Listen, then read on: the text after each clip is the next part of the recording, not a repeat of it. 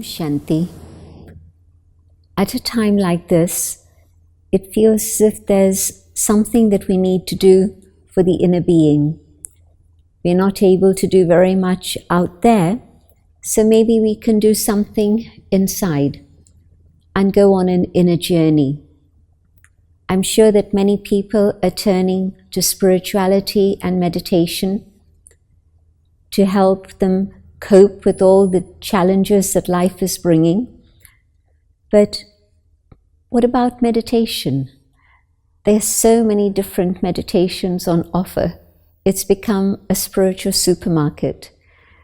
Which do I choose? How do I know what is going to be suitable for me? I really don't know where to begin. It depends actually on what I'm looking for. If I'm looking for concentration, if I'm looking for focusing my mind, there's a big variety to choose from. But if that's not really what I want, if what I want is to get to know myself better, if what I want is to be able to come closer to truth, maybe that's the attraction that I have that comes up in my heart from time to time. In a world of great falsehood, it really feels as if I need to have my own inner compass that's able to guide me towards truth. And maybe for some, I may be even looking for an experience of God. When I've perhaps asked people of different backgrounds, different traditions, to tell me of their experience of God, perhaps they've just quoted scriptures at me. And that doesn't really answer my question. I want to know if they have had an experience of God. But more than that, I want to know how to be able to have an experience of God myself. So, if these three things are something that you're interested in, knowing yourself more, coming closer to the truth, being able to have an experience through an understanding of God, then I would suggest that you experiment with Raj Yoga. We've heard this term, and we know that it existed 5,000 years ago. It's been written about in scriptures for thousands of years, and maybe you thought it was too difficult for you, that it was something that people had to dedicate their full life to, decades and decades and decades, and then maybe there would be some sort of progress and experience. Well, here's something that's very interesting. You don't need decades and decades. What you need is just a few minutes every day for the next 7 days. And in this period of 7 days, we'll give you a very simple introduction to Raj Yoga meditation. My feeling is that modern times need something that's easily assimilated. We don't have decades to study these things, and certainly we don't have decades in which we're just making effort with a hope that there'll be some attainment to the end. In the days of instant tea, instant coffee, instant everything, what we're looking for is something, if not instantly, but something that can bring me a guarantee, an assurance that I'm moving in the right direction fairly quickly. Experiment for just these short periods of time, maybe 20 minutes each day, for the next 7 days, and see how you get on. Let me first explain this term Raj Yoga. Raja, the king, the master, the sovereign, and yoga, again we've heard this term a lot, but it actually means union, communion, connection. And so it's referring to the connection, the union of the inner being, the soul, with the divine, with the supreme. So Raj Yoga means to reclaim the mastery over the self that I had lost. And then thirdly, Raj Yoga also means that yoga which is the highest of all the different yogas that exist, because it contains within itself the essence of all the different yogas. The Hatha Yoga, the discipline, the force, the determination, that comes within Raj Yoga, the Gyan Yoga, the Yoga of knowledge, Bhakti Yoga, the Yoga of love, of devotion, Karma Yoga, the Yoga of action. So think of all the different yogas and you'll see that Raj Yoga contains the essence of all of these, and so is the highest of all. So let us begin on the journey of Raj Yoga. The first awareness is the whole subject of who am I? It's a question that philosophers have explored for centuries, millennia. But still, today, if I ask myself the question, who am I? What is the answer that I get? Is it the answer of just those things related to my physical identity? And there's plenty of those. There's the identity at home. I'm a mother, I'm a father, I'm the son, I'm the daughter, whatever it may be. But is this who I am? Is that my only identity? And you'll agree it's not. We have lots of different identities outside our family, outside our physical home. Or is it something to do with my career, my profession? Maybe I'm a housewife. Maybe I'm an engineer, a doctor, a businessman, whatever it may be. But again, surely I existed before I became involved in business or in medicine or even looking after a home. So that can't really be my true identity. And I have other identities apart from that anyway.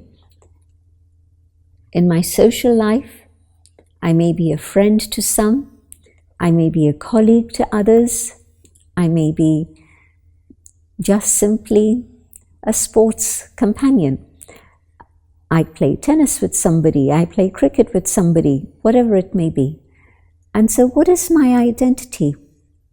If I were to look at all these different aspects of my life, does that explain to anyone who I truly am? I don't think so.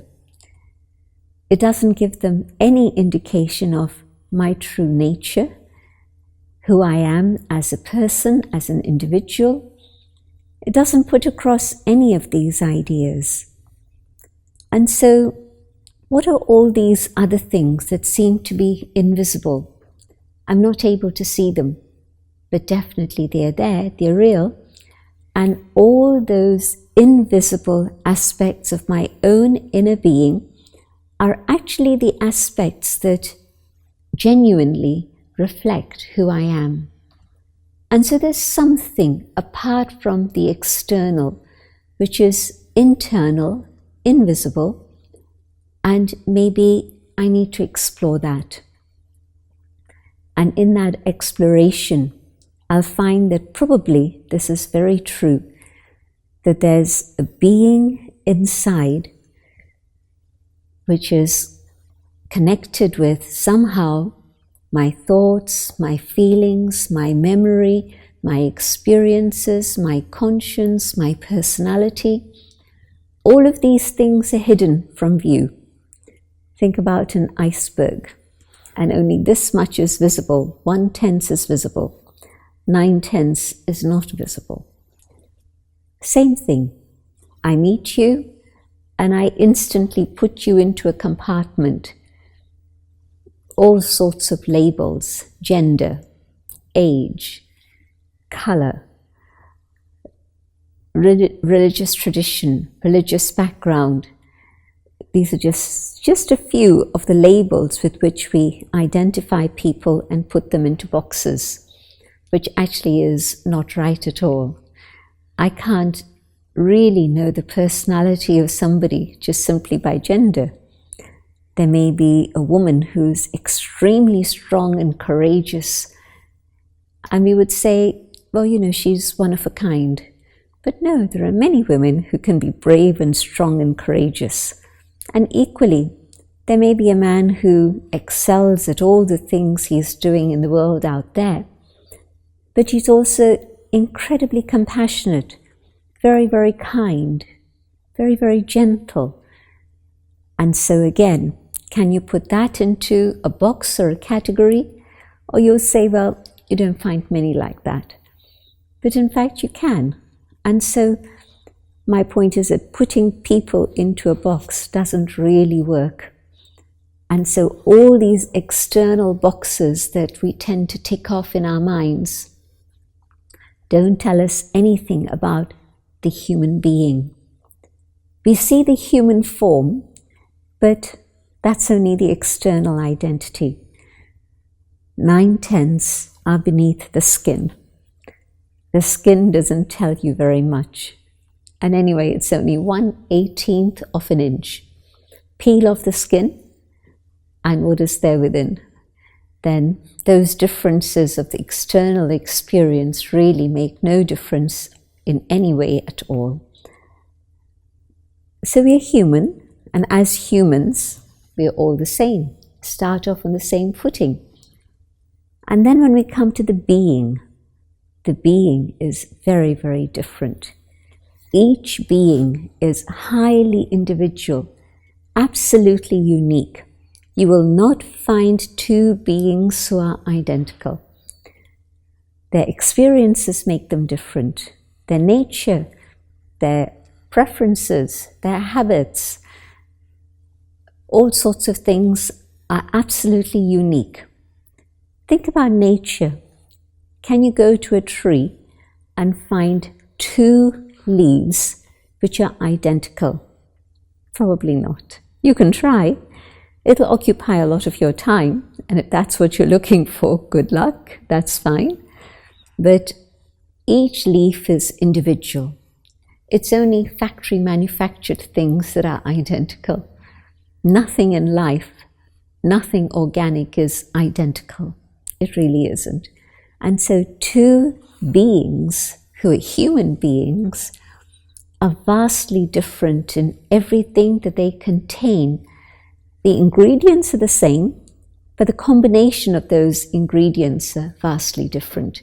So for example, yes, every being has a conscious mind, every being has a personality, every being has conscience, but you can see how even between two beings, one will say this is right, and the other will say, well, I'm not quite sure. Maybe in these circumstances you say it's right, but maybe in other circumstances you would have to say it's wrong. And maybe those nuances of differences in the way in which we perceive things, experience things, understand things, all of these things are what make the individual absolutely unique.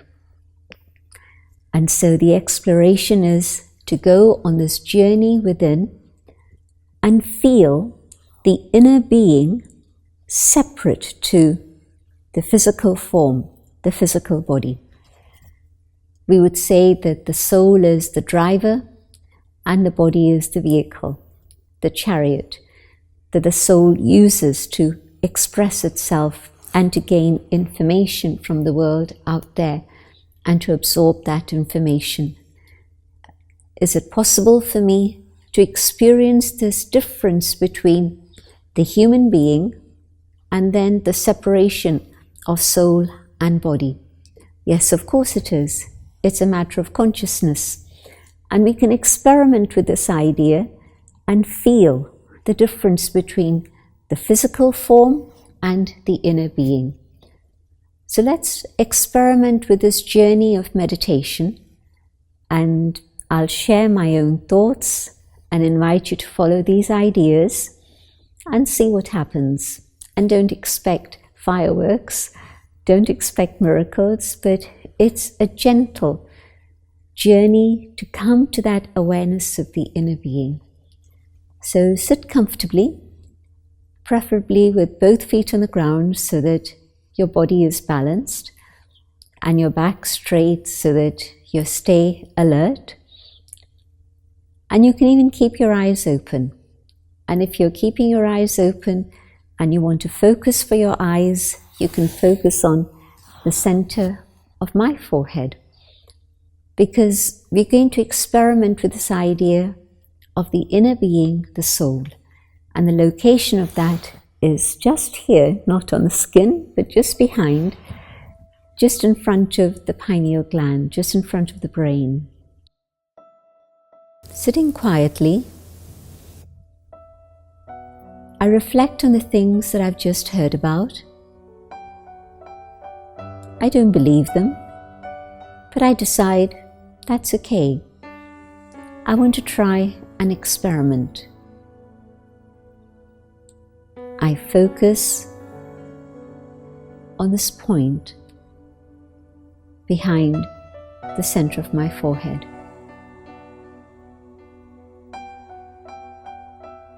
And I can feel all my energy gathering there. Yes, the energy of the inner being radiates throughout the physical body so that I can be the master of this body and move whichever limb I want, in whichever direction I want.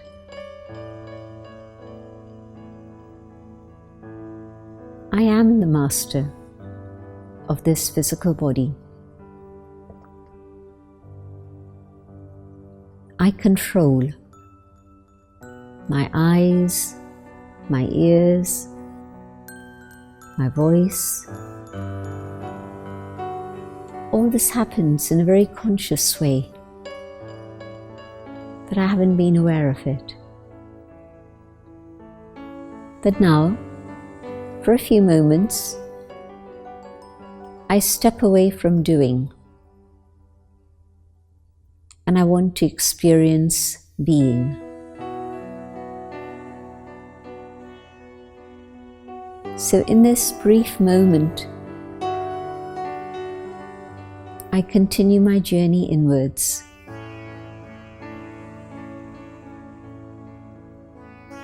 And as I come to a point of energy deep within myself, in the center of the forehead,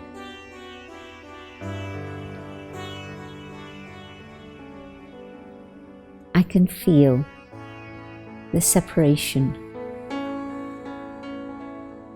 Soul, the inner being, and body.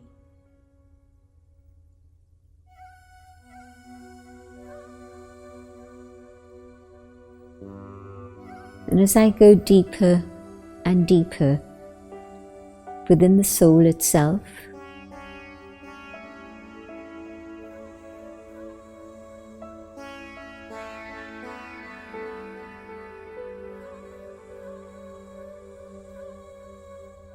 I begin to get a sense of stillness, of peace.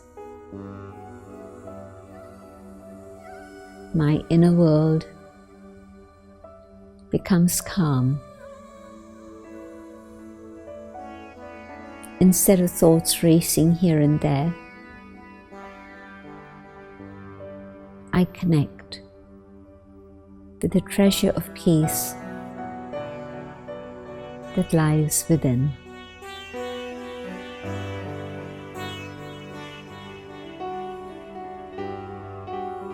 I am a being of peace. I hold this awareness and savor the experience. I am Om,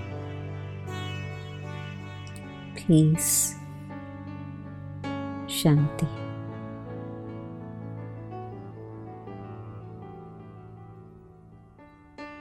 Having made this journey inwards, experiment with it through the day. Try it for the next 24 hours. I am here and I am in charge of this vehicle. I hope you'll try it. And even if it's for just a few minutes each day, I would actually recommend a few minutes each hour. But never mind, even if it's just a few minutes through the day, or before you go to sleep, and first thing when you awaken, try it. And I'm sure you'll connect with that inner peace that definitely lies within each and every one. Om Shanti.